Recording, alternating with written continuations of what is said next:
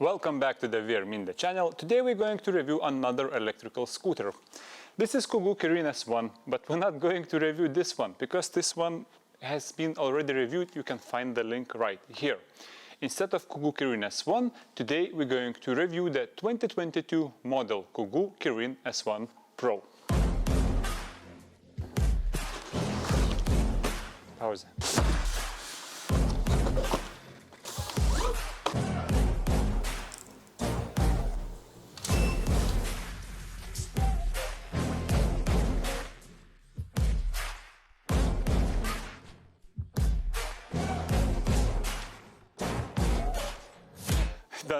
Don't do this. It's a bad idea. Well, if you're smart enough to put the handlebar the right size, the assembly is super easy. You fold the scooter up, and then you just need to put 4 screws to mount the handlebar. And this is it. And this is why I love when the scooters are packed in carton instead of all the foam.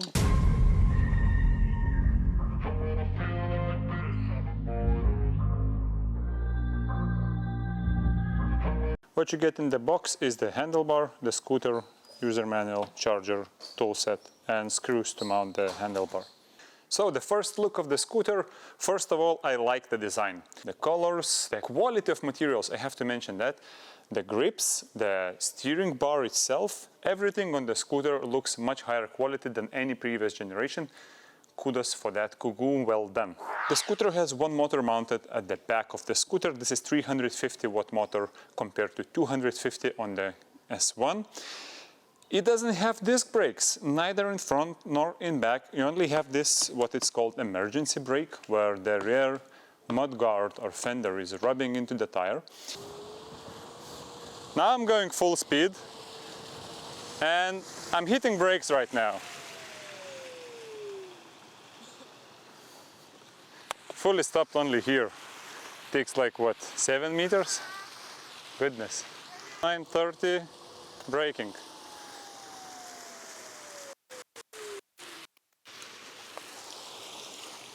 All right. As you can see, it takes forever to stop. Now I'll use the emergency brake and let's see how fast can I stop the scooter using the emergency brake. 29, braking. Yeah, using the emergency brake helps, but the motor brake is like meh. I don't know, I miss disc brakes. I was filming this 2 weeks ago, and yesterday, while going to the shop on the scooter, I nearly ran into a car. Careless driver pulled out of the side street. I don't have a footage of that as I was not filming, but I just made a mental remark for myself that I need to tell to my viewers that the brakes are complete crap. Calling this back pedal an emergency brake, it doesn't work for me, simply because when you ride an electric scooter full speed, you want to have your weight at the back already. And if there is an unexpected obstacle and you have your weight at the back, and then you have to lift your rear foot to put it on the so-called emergency brake, there is simply no time for that. So it's not safe to have scooter with brakes like that. I'm really big fan of disc brakes, and I believe that the scooter that has Pro in its name has to have a disc brake. If you live somewhere on the mountains and sometimes you roll long mountain down, I don't think that's good enough, because if your motor fails, something disconnects from the controller, your controller burns, for example, you lose your electronic brake and then you only have something rubbing on your rear tire. So it's not for the mountainous areas. The folding mechanism is easy to operate. You just unfold this little pedal, then you press on it and your scooter folds down. When it's folded, it locks. You can carry it away. I like the fact that on-off button is mounted here. Why do I like this fact? Because when the button is mounted on top, right here, it is a subject for water to get in. When you ride in the rain, the water easily gets through buttons mounted on top of the dashboard. And this one, I think, will have better water protection than the old one. I like it. The scooter has colored LCD and it has 3 speed modes. On a speed mode 1, the scooter will reach 12 kilometers per hour. If you go for speed mode 2, it will be 20 kilometers per hour, and in speed mode 3, the scooter can reach up to 30 kilometers per hour. We will test that with GPS. The old Kirin S1, not Pro, it has only 250 watt motor, but it accelerates like the first meters much faster than this one. This one is much softer. And the same with brakes. The motor brake on S1, if you hit the motor brake, you can almost flip over the bars. So you need to be ready. This one is also much softer. But I lose all drag races, so if this accelerates faster now than this one from the start, then it's definitely faster on acceleration. So 3, 2, 1, go.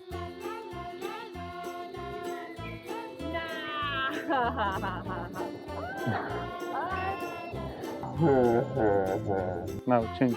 2, 1, go. It's like a joke. The acceleration is so much better on the old one.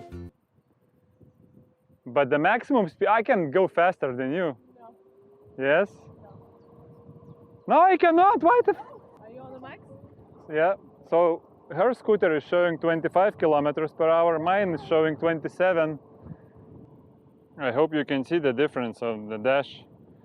27 kilometers per hour and 22, 23 on the GPS. So the speedometer is as wrong as it can get. I don't like when companies do that. I think you should tell the real speed that your scooter is capable to achieve. So this one, in theory, on the dashboard can maximum reach 30 kilometers per hour, and that will definitely not be more than 25 like any other electrical scooter. So the old Kugoo Kirin has the same power motor and can reach the same speed as the new Kugoo Kirin S1 Pro.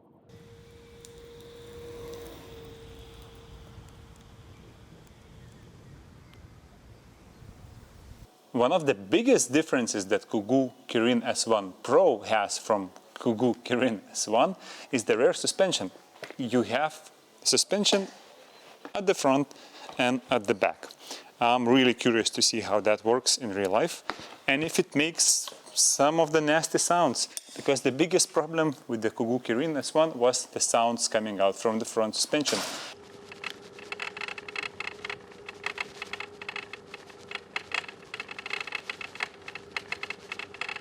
I actually disabled the front suspension. I rather ride without it, even with non-inflatable tires, than listen to that dangling noise. Well, you can see that in my previous review. The rear suspension has more travel than the front one, for sure.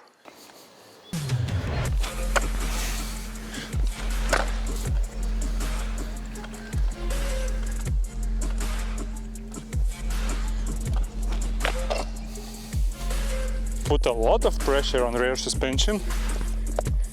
You can even hit the ground.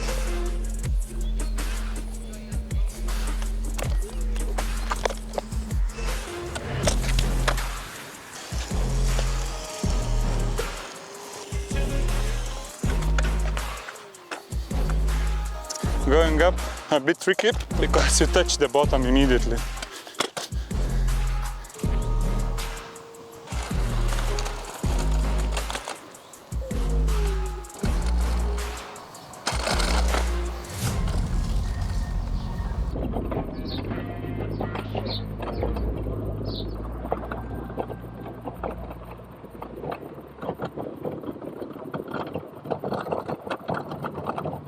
So the rear and front suspension, as you can hear, there is still some sound left coming out of the suspension, and I didn't have big expectations for cheap suspension as they never work well.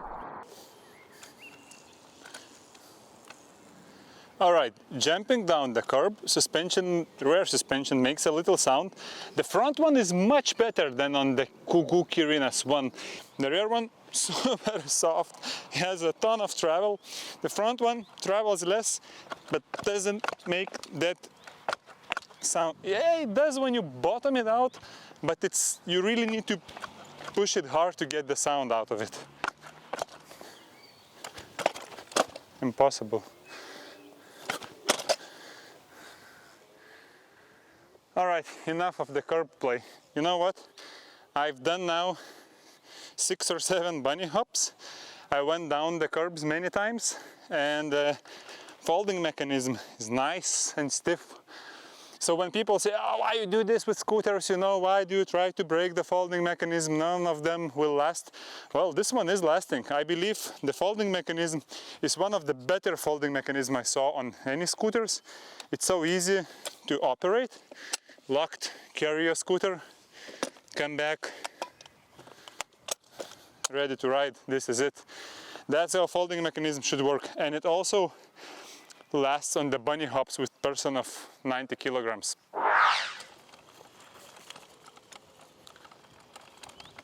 So the front suspension is making some noise. It's not terrible though.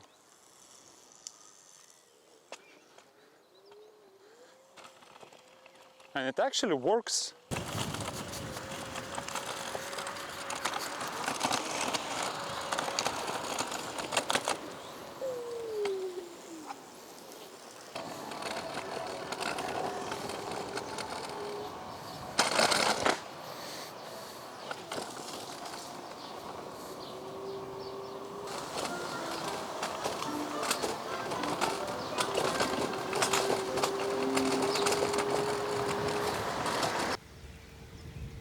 So the suspension absorbs bigger bumps really well. You can really tell the difference when you jump down the curbs and so on, but it still produces rough, irritating noise riding any surface that has a little bit of a pattern, like tiles and so on. So unless you ride really flat roads, it makes noise. That leads me to my conclusion: I don't think cheap electric scooters should come with suspension at all. I would rather have inflatable 10-inch tires, even 8.5-inch inflatable tires, ride much softer without extra noise, and they actually grip better as well. Let's try and formulate some conclusion about this electrical scooter. Well, first of all, there is a big problem with this scooter, and the big problem is that Kugoo claims that it can go up to 30 kilometers per hour, which is absolutely not true, because the scooter can reach up to 26 kilometers per hour even when the dashboard shows 30. 25-26 kilometers per hour is more than good speed for a city electrical scooter. It's just a problem that the companies are trying to mislead us by providing the inaccurate or wrong stats in order to, I don't know, boost their sales or something like that. I think it's a wrong practice, and the companies should not do that. They should tell us this scooter can drive 25, which is legal speed in many European countries and which is completely fine. Go. Oh yeah. The second problem is of the same kind, claiming that the scooter has 350 watt motor, while the scooter accelerates slower than the predecessor with 250 watt motor. I think again it's not okay to write more watts when there is no increase in performance, so it doesn't matter how it's measured, it's inaccurate and misleading for the customer. The next disappointment is brakes of the scooter. The electric brake takes forever to stop, and it's dangerous in situations when something quickly pops up in front of you. Rear fender brake is not comfortable for emergency situations, therefore I would say brakes of the scooter are straight bad. What is really impressive for me is the folding mechanism. It's probably the best folding mechanism on any electrical scooter I have seen yet. I have been abusing it to the max, doing bunny hops, jumping down the curbs for now 70 kilometers or a bit more that I have done on this scooter, and it still feels as new. There is no shake. It's very stable. It's super easy to use. The best folding mechanism ever you will find on an electrical scooter. And I have to mention that all the other materials, material quality, the feel of everything, the handlebar grips are just perfect. I like the direction Kugoo has taken with investing in high quality materials and assembly quality. Nothing came loose or, looked shaky or anything like that. The scooter was packed perfectly, no scratches, everything looking super nice. When you look at that scooter, you would never tell its real price. Talking about which, it's only 289 euros. That's in 2022 with all the crazy price increases. It's a really good price for a city scooter. Now, if you love the non-inflatable tires, you might quite enjoy that the scooter has double suspension, which really dampens the bumps and vibrations from your legs. But at the same time, it leaves some of that rattling noise, and in my personal opinion, I would rather have inflatable 10-inch tires going quietly and having a nice grip with a similar suspension capabilities like double suspension on the Kugoo Kirin S1 Pro.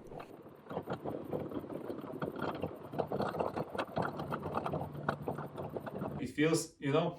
So like all of this expensive feeling or high quality feeling of the scooter materials disappears when you just roll on tiles and it produces ding, ding, ding, ding, ding, ding, ding, ding sound all over the place. So I don't like that.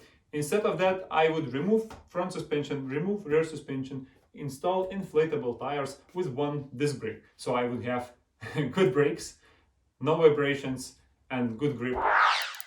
One more thing to mention, that you can turn on and off cruise control by pressing the on-off button 3 consecutive times in a row. And you can enable and disable the zero start mode by pressing it 5 times.